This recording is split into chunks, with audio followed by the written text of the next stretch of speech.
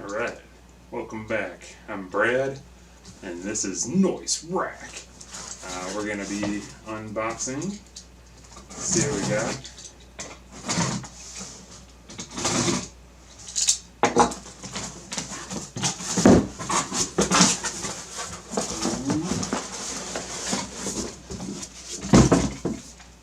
We got the RX 480.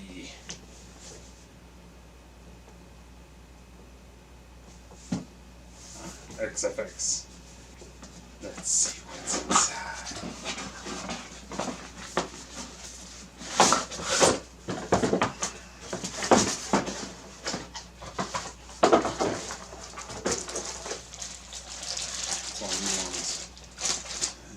I've been bidding on just a whole bunch of random RX 470s, RX 480s, RX 570s, RX 580s. These ones seem to run a little bit hotter because they just got the one fan blow through, but they're not bad.